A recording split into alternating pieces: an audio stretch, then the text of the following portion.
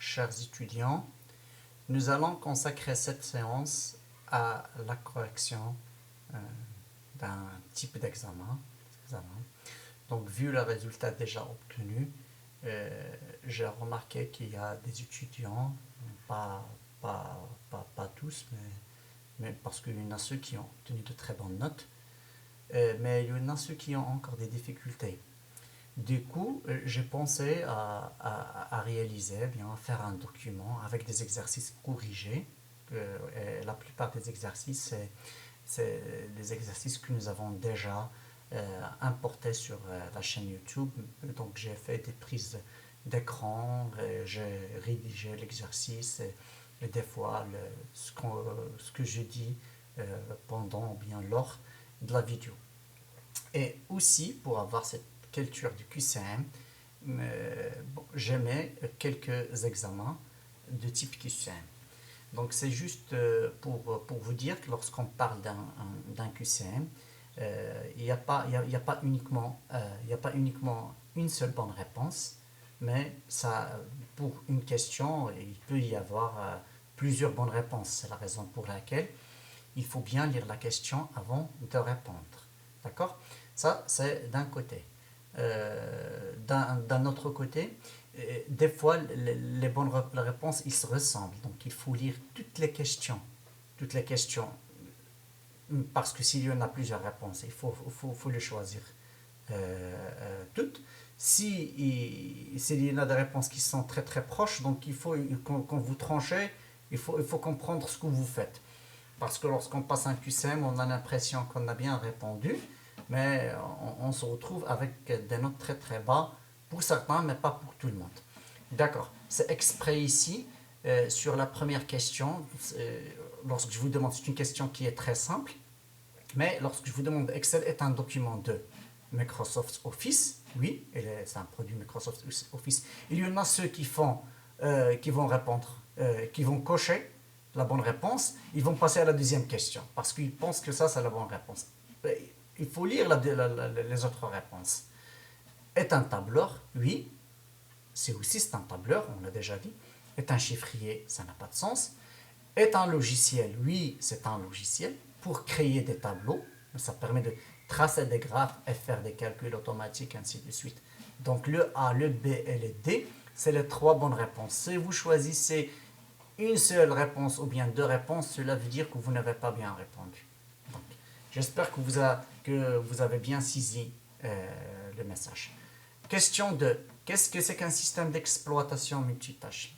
Lors de la première vidéo, on a consacré toute la vidéo à vous expliquer qu'est-ce que c'est qu'un système d'exploitation. On a énoncé la définition du système d'exploitation et on a dit que le système d'exploitation il peut être monotâche, multitâche, mono-utilisateur, multi-utilisateur. Ici, on s'intéresse à quoi exactement un système d'exploitation multitâche et on vous donne des réponses. Souvenez-vous l'exemple que j'ai donné lors de l'enregistrement d'un système d'exploitation multitâche. Je vous ai dit que multitâche, c'est comme je suis en train de rédiger ici un document Word, et en même temps, j'écoute de la musique. Donc, mon système d'exploitation, comme ici sur cette machine qui est une machine Mac, de système d'exploitation macOS, ou bien sur généralement les machines que vous utilisez, vous, c'est les machines Windows, c'est des systèmes qui sont multitâches. D'accord? Mais ça veut dire quoi? Est-ce que ça permet d'exécuter plusieurs programmes informatiques simultanément à la fois? C'est ça la bonne réponse. Il faut lire les autres. Permet à plusieurs utilisateurs de se connecter simultanément. C'est pas ça la définition de multitâche, c'est la définition de multi-utilisateur. A et B, non, c'est pas A et B, aucune bonne réponse. Non, la réponse A est la bonne réponse. Donc, pour cette question, il faut choisir la première réponse. L'adressage, on revient ici sur l'adressage et souvenez-vous lorsqu'on a, sur une des vidéos, lorsqu'on expliquait ce logiciel puissant Excel, on a dit que la compréhension de cet adressage est indispensable pour réaliser des applications puissantes sur Excel. Et c'est la raison pour laquelle, à chaque fois que je donne un examen, je pose des questions là-dessus pour évaluer est-ce que les étudiants ont bien maîtrisé cette notion ou pas. D'accord? Donc ici, l'adressage $F, $9, normalement ça doit vous rappeler qu'il s'agit d'un adressage ici absolu. Donc la bonne réponse ici c'est absolu, c'est pas relatif, c'est pas mixte et cette écriture c'est possible sur Excel. Donc vous voyez ici, la bonne réponse c'est C. La formule égale à 1 plus B $1 est stockée sur C3 et recopiée sur D4. Donc comment il va devenir cette formule ou bien quelle formule qu'on va trouver sur D4. Donc c'est juste pour comprendre ici à chaque fois avec plusieurs exemples, que ce soit question 4, 5, 6, sur ces différents exemples pour comprendre comment ils vont varier ces colonnes et ces lignes. D'accord? Surtout en présence d'un dollar. Ici, vous voyez ici, le 1 à 1, c'est écrit, c'est relatif. Donc, s'il est stocké en C1, il va passer en D4. Donc, on va sauter ici combien de lignes? On va sauter une seule ligne et une seule colonne. Cela veut dire le A, il va passer en B et le 1, il va passer à 2. Plus B. B, il n'y a pas le dollar qui précède le B. Cela veut dire qu'il va passer à C. Et le 1, il va rester fixe. Donc ici, je vais trouver égal à B2 plus C1. La bonne réponse, c'est C. Il n'y a pas ici plusieurs réponses. Donc, mais il faut raisonner. En faisant le même raisonnement sur la question 5, ici, C3 en C5, je n'ai pas changé de colonne. Cela veut dire le A et le B, ils vont rester fixes. Donc ici, comme ici, j'ai sauté deux lignes, le 1, il va passer à 3, donc c'est ça la bonne réponse. Égal à A3 plus B3. La même chose ici, comme ici, c'est absolu, rien ne va changer. C'est ça la formule que je vais trouver. Quel que soit, je copie en C5 ou bien je copie en H44 ou bien n'importe quelle cellule, rien ne va se passer parce qu'on est en présence d'un mode absolu. D'accord? Vous voyez ici trois questions auxquelles vous pouvez répondre en quelques secondes. En une minute, pour ceux qui ont déjà écouté les vidéos, donc ils ont essayé de comprendre, de fournir un effort pour comprendre. Sur quels composants sont stockées toutes les données, images, documents, mesures présentes dans un ordinateur.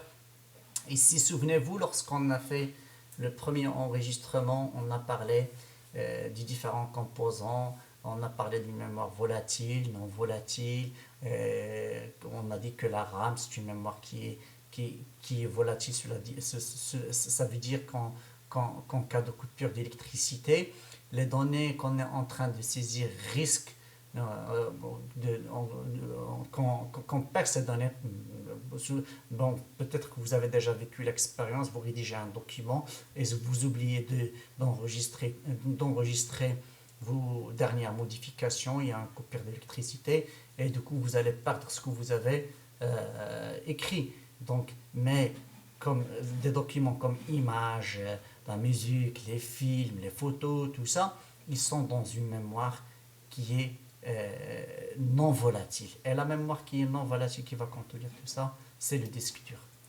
Même en cas de coupure d'électricité, si vous avez des documents qui sont enregistrés sur votre disque dur, vous allez allumer votre ordinateur, vous allez les trouver. Donc c'est des données qui persistent, données qui restent. D'accord? Voilà, donc ici c'est une question qui est très simple. Vous pouvez même répondre à cette question bon, voilà. Quel est le composant qui effectue les calculs et traite toutes les instructions aux fonctions de l'ordinateur? Et on l'a dit, c'est comme le cerveau. Donc les calculs, pour le calcul, c'est quoi le composant responsable? Donc c'est pas le disque dur c'est pour le stockage. C'est pas l'alimentation électrique. Et aussi c'est pas la carte mère, c'est le processeur.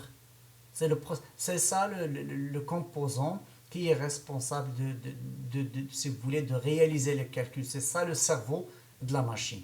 Le disque dur, c'est pour stocker, c'est pour le stockage des données, comme des films, des documents, et c'est pour un stockage non volatile. D'accord? Cela veut dire c'est même en cas de coupure d'électricité, ces données, ils vont rester. La mémoire, elle a un autre rôle, c'est pour la rapidité, mais elle est volatile. D'accord? Qu'est-ce que c'est que moi, multi-utilisateur, c'est, voilà, c'est, bon, ça, ici, la bonne réponse, c'est ça permet à plusieurs utilisateurs de se connecter simultanément. C'est la réponse B. Ça, c'est un exercice qu'on a fait, qu'on a appliqué. Donc, on a accordé une prime. Je vous ai fait ici une prise d'écran et je vous ai demandé qu'est-ce qu'on va mettre ici dans le E2. Donc, c'est la raison pour laquelle je vous ai demandé ici. Il faut faire attention lorsque vous passez les QCM. D'accord? Lorsque vous passez les QCM, peut-être ça, ça, c'est pas la bonne réponse. La réponse A, c'est pas la bonne réponse parce que l'objectif d'Excel, c'est d'automatiser les calculs. Ça, je ne vais pas refaire ça pour 10 000 représentants. Égal à B1 plus C1 plus D1, c'est une bonne réponse. Mais il faut lire après. Égal à somme B1 2 points D1, c'est aussi une bonne réponse. D'accord? Donc, soit vous allez faire B ou C. Donc ici, soit vous allez choisir cette réponse. Donc, B uniquement, c'est pas la bonne réponse. C uniquement, c'est pas la bonne réponse. Donc, il faut choisir la réponse D. Donc ici, en cas de présence de plusieurs réponses, donc il faut choisir la réponse. Il faut lire toutes les réponses. C'est ça l'objectif de cette question. D'accord? Donc ici, la question 11, toujours en lien avec la question 10, on souhaite compléter ici le tableau de la question précédente. On vous demande d'afficher pas de prime pour ceux qui ne vérifient pas le critère. Quelle formule à insérer dans F2. Donc ici, je veux par exemple écrire une formule et avoir pas de prime ou bien calculer la prime. Ça, c'est un exercice que nous avons déjà fait. Et je vous ai donné ici plusieurs réponses. D'accord? Égal à si E2 supérieur ou égal à 30 000, point virgule, je mets les guillemets, E2 qui multiplie 0,01. Ça, elle est où l'erreur ici? L'erreur, elle est dans les guillemets. Parce que souvenez-vous que sur Excel, on met les guillemets pour les textes, mais pas pour les formules. La réponse B, oui, on doit utiliser la fonction si. On est d'accord sur ces trois écritures. On doit comparer avec le E2. Est-ce que supérieur ou égal à 30 000? Après, on va prendre ici 0,01 de ce qu'il y a dans le E2 pour calculer la prime et afficher pas de prime. C'est ça la bonne réponse, c'est la réponse B. Pour la réponse C, l'erreur elle est là. Au lieu de mettre ici les guillemets sur pas de prime, sur la réponse C, j'ai mis les guillemets sur E2 qui multiplie 0,01.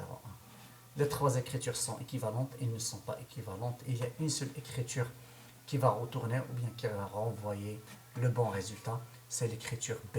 Donc ici, il faut choisir l'écriture B. Maintenant, vous avez une idée, même pour le rattrapage exceptionnel, il faut bien lire. Parce que, voilà, il faut lire les réponses. Et surtout, il ne faut pas penser que vous aurez le temps pour ouvrir le fichier Excel, éditer, faire si vous voulez, les tests pour voir les résultats. Vous n'aurez pas le temps pour ça. Donc, il faut comprendre les vidéos, il faut aller voir ces exercices et vous allez vous en sortir. Question 12, donc là, on vous donne un tableau. On vous dit que voilà, le montant du produit, c'est le prix de la semaine qui multiplie le nombre de semaines. Le montant total, c'est le montant du produit plus le montant d'assurance. Donc, on vous demande ici quelle formule à insérer dans le E3. Vous voyez ici, donc, c'est le prix de la semaine qui multiplie le nombre de semaines. Vous voyez ici, ça, le montant du produit. Ça, c'est le montant de produit. Et ça, c'est la formule qu'il faut mettre. Et je vous donne des réponses. Est-ce que c'est 2000 fois 15? C'est pas ça. Si vous mettez 2000 fois 15 sur Excel, vous allez trouver 2000 fois 15. Souvenez-vous qu'une formule, qu'on doit la précéder par le signe égal. Si vous mettez C3 qui multiplie D3, vous allez trouver C3 qui multiplie D3, qui s'affiche comme 15 ou bien 30 ou bien... Et il faut faire précéder une formule par égal. Donc ici, égal. Il faut mettre ici le contenu de C3 qui multiplie le contenu de D3. C'est ici que vous allez trouver la bonne réponse. Et si vous faites un glissé vertical, systématiquement, le calcul pour le reste, il va s'effectuer d'une façon automatique. Question 13. On souhaite compléter ce tableau. Quelle formule insérer dans G8? Et il faut lire toutes les réponses. Il faut lire toutes les réponses. Égal, on souhaite que dans G8, on veut faire quoi? Dans G8, on veut faire quelle formule insérer dans G8? C'est la moyenne. Donc, on veut faire ici la moyenne. Souvenez-vous, lorsqu'on a fait la moyenne, on peut faire la moyenne de plusieurs façons. Soit avec une fonction préétablie, comme ici, égale à moyen de ce qui est dans G3 jusqu'à G6. D'accord? Ça, c'est une bonne réponse. Mais ça ne veut pas dire que les autres réponses elles ne sont pas bonnes. Je peux aussi écrire égal G3 plus G4 plus G5 plus G6 et je divise par le nombre qui est 4. C'est aussi une bonne réponse. Et je peux aussi opter pour cette écriture d'adressage de G3 jusqu'à G6 avec les deux, avec cette écriture de 2 points. D'accord? Si vous choisissez cette réponse, vous allez croire, vous allez penser que vous avez choisi la bonne réponse. Mais ce n'est pas ça la bonne réponse. La bonne réponse, ni un est bien essayé. La bonne réponse, les 3 écritures sont correctes. C'est ça le danger de QCM. D'accord? Et voilà. Donc, pour le rattrapage, il faut se méfier, s'il vous plaît. On souhaite compléter le tableau de la question ci-dessous. Quelle formule insérer dans D9? D'accord? Nous souhaitons appliquer une TVA de... Ça, c'est un exercice que nous avons déjà fait sur la vidéo. D'accord? Et ici, je voulais faire quoi? Donc, on a des produits. D'accord? Et pour chaque produit, P1, P2, P3, il y a un prix. D'accord? 350, il y a un prix en dirham. Et on veut appliquer une TVA de 50% ou bien une TVA de 40% en fonction du prix, s'il dépasse 350 dirhams. Ici, la fonction qu'il faut utiliser, ça se voit que c'est la fonction ci, qu'il faut faire précéder la fonction ci par le signe égal. Mais là, il faut se méfier. Regardez ici. Pourquoi cette réponse n'est pas bonne? Parce que ici, j'écris la fonction en fonction de E2. Qu'est-ce que j'ai dans E2? J'ai rien. Le montant ici de 350 dirhams, il existe où? Il existe sur la colonne B. C'est la raison pour laquelle je choisis ici la colonne B. D'accord? Voilà, ça, c'est pas la bonne réponse. Là où il y a le E, c'est pas la bonne réponse. Ça, c'est pas la bonne réponse. Donc, entre cette réponse et cette réponse, elle est où la bonne réponse? Pourquoi ça, c'est la mauvaise réponse? Parce que, regardez ici, je veux faire un calcul, mais je mets les guillemets. Si je mets les guillemets, je ne peux pas calculer, je mets les guillemets pour le texte. Donc ça, c'est pas la bonne réponse. Le D, c'est pas la bonne réponse. C, c'est pas la bonne réponse. A, c'est pas la bonne réponse. La bonne réponse, c'est la question B. Voilà, maintenant vous avez compris le pourquoi de la chose. Ça, c'est la même chose. Celui qui arrive à répondre à la question 14, normalement, il va répondre à la question 15. Ici, on va ajouter encore une autre condition, c'est la catégorie, d'accord? Et en utilisant aussi la fonction si, d'accord? Pour appliquer la TVA soit de 50% ou bien de 40%. Ici, ça se voit pourquoi le A n'est pas la bonne réponse. Parce que ici, je compare avec le E2. Et le montant ici, je ne l'ai pas dans le E2, mais je l'ai dans la colonne B. Donc, ça, c'est pas bon. Pour le A, c'est pas bon parce que là, vous voyez ici, je compare, c'est comme si, parce que j'ai rien dans le E2. Dans le E2, j'ai rien. Le prix, il est dans le B. Ici, d'accord, B2 est supérieur à 350. La catégorie est électrique. Et j'utilise bien ici la fonction et parce que je veux que ces deux conditions se réalisent, hein, que ce soit 350 et électrique. Et je vais appliquer la TVA de 50% ou bien de 40%. Ça, c'est une bonne réponse. La réponse B, c'est une bonne réponse. Maintenant, je dois comprendre pourquoi les autres réponses, c'est incorrect. Ou bien, si c'est correct, je vais les choisir. Pour le moment, B, il est correct. C, il est comment? Égal à C ou? Non, on ne va pas utiliser la fonction ou parce que ici, la condition, c'est que je veux appliquer cette TVA de 50% lorsque elle est de type électrique et en même temps les prix, elle dépasse 350. D'accord? La question D, pourquoi c'est pas correct? Parce que regardez ici, je fais égal à L, après j'utilise ici, donc cette fonction, la syntaxe de cette fonction n'est pas correcte. Question 16. La plupart, ils ont donné une mauvaise réponse pour cette question. Vous pouvez utiliser la validation de données pour vous assurer qu'une valeur est. Il faut revenir sur les vidéos que nous avons déjà enregistrées sur la validation des données. Et on a fait une vidéo pour faire la validation de la date. On peut aussi valider est-ce que la donnée c'est un nombre ou bien la donnée est un texte. Donc A et B et C, tout ça, c'est des bonnes réponses. Tout ça, donc la réponse D est la bonne réponse. Il faut lire toutes les questions. Ici, la question 17.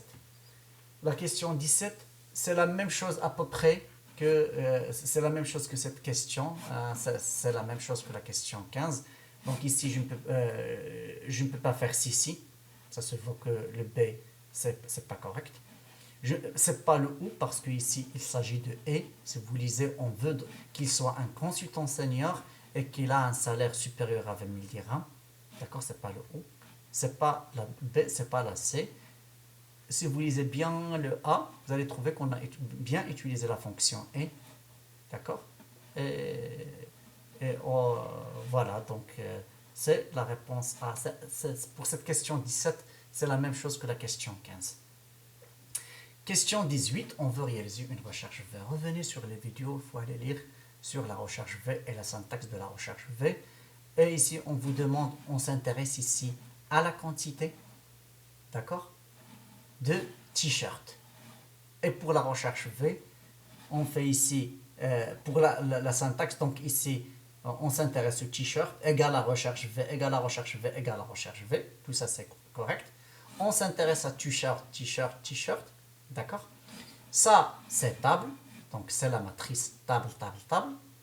Maintenant, elle est où la bonne réponse? Je m'intéresse à quoi? À la quantité. La quantité, je compte 1, 2, 3. La quantité, elle se situe sur la troisième colonne. Donc, le A n'est pas la bonne réponse. B, regardez ici. B, c'est une bonne réponse. Avec false. Avec false parce que je recherche une valeur exacte. D'accord? Ici, revenez sur la vidéo. Mais celui qui va choisir le B, il va penser qu'il a fait le bon choix. Mais ce n'est pas le bon choix. Il faut lire la question C. False et 0, c'est la même chose. Cette écriture et cette écriture, c'est la même chose. Donc B et C, les deux ils sont corrects. B et C, ils sont corrects. D'accord? Si je souhaite sur le téléphone, bon ici c'est la même chose, il faut suivre le même raisonnement. Le téléphone il se situe ici sur 5, d'accord? 1, 2, 3, 4, 5. Donc ça c'est pas correct. Le téléphone pour le pull, d'accord? Ça c'est le pull. Téléphone pour le pull, d'accord? Ça c'est 5. Ça... donc il faut choisir entre ça c'est 4, 4 c'est le montant, c'est pas le téléphone, C c'est pas la bonne réponse. Maintenant entre A et B, je veux exactement, donc il faut choisir là où il y a false, d'accord? Ça c'est pas vrai parce qu'il y a toujours. Revenez sur les explications dans la vidéo. Ça c'était une question cadeau. Choisissez les différents modes de référence sur Excel. Donc on peut faire ici référence par nom, référence relative et référence absolue. Donc la bonne réponse c'est la réponse D. Je vous en remercie.